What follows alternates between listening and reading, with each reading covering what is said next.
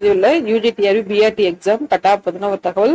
ஆக்சுவலா வந்து இந்த ஒரு கட் ஆஃப் வந்து ஒரு அகாடமி வந்து சொல்லியிருந்த ஒரு கட் ஆஃப், அது உங்கள்கிட்ட வந்து சொல்லணும் அப்படின்றதுக்காக தான். பிளஸ் நம்ம சொன்ன கட் ஆஃபும் ஒரு அகாடமிக் சொன்ன கட் ஆஃபும் ஒரு சேம், ஆல்மோஸ்ட் சேம் அப்படின்ற ஒரு தகவல் தான் இது ரொம்ப இம்பார்ட்டன்ட். இதுல வந்து பாத்தீங்கன்னா ஜெனரல் கேட்டகரி பத்தின தகவல்.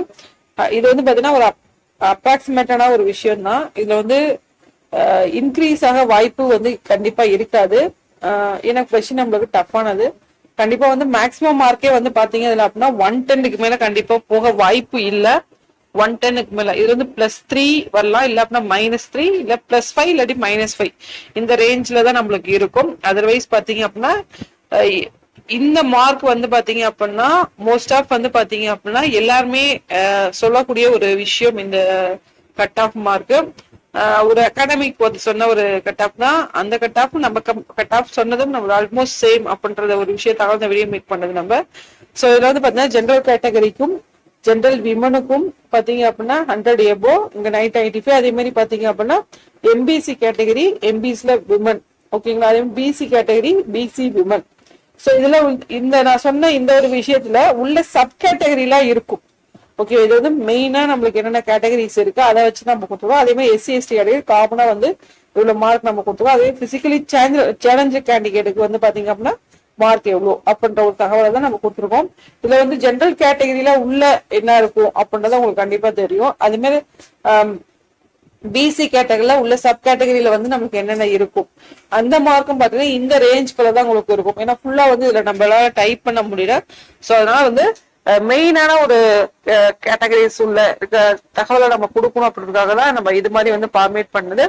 மோஸ்ட் ஆஃப் வந்து பாத்தீங்கன்னா எல்லா அகாடமியும் பாத்தீங்கன்னா மேக்ஸிமம் இது மாதிரி ஒரு கட் ஆஃப் தான் கொடுத்துருக்காங்க. இது ஒரு ப்ரொடெக்ஷன் நம்மளுக்கு கொடுத்துருக்காங்க.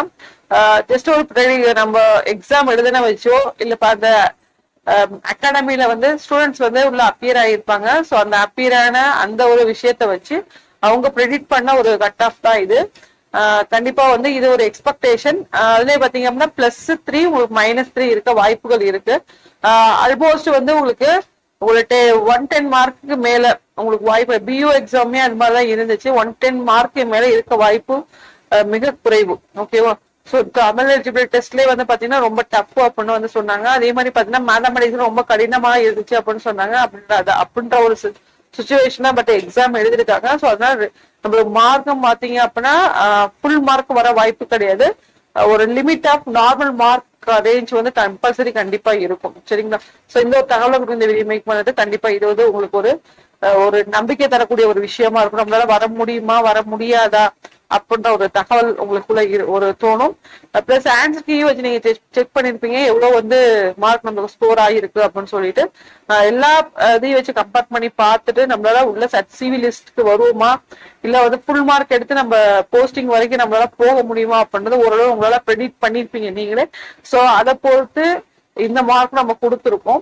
ஸோ அதனால வந்து ரெண்டையும் கம்பேர் பண்ணி எவ்வளவு நம்ம ஸ்கோர் ஆயிருக்கோம் அப்படின்னு செக் பண்ணி பாருங்க. கண்டிப்பா வந்து உங்களுக்கு ஒரு பயனுள்ள தகவலை நம்ம சேனல்ல கொடுத்துட்டு இருக்கோம். UGTRB, அதுவே செகண்ட் கிரேட் டீச்சர் PGTRB, அதே மாதிரி பாத்தீங்க அப்படின்னா PTS நம்மளுக்கு மார்க் கம்மியா இருந்துச்சு அப்படின்னா அடுத்து PGTRB நீங்க வந்து ப்ரிப்பேர் பண்ண வாய்ப்புகளும் வந்து இருக்கு. ஸோ அதனால தொடர்ந்து வந்து கான்ஃபிடண்டா அடுத்த எக்ஸாம் என்ன நம்மளால படிக்கலாம் அப்படின்ற ஒரு தெளிவோட நீங்க அடுத்த எக்ஸாமுக்கு நீங்க ப்ரிப்பேர் பண்ணலாம்.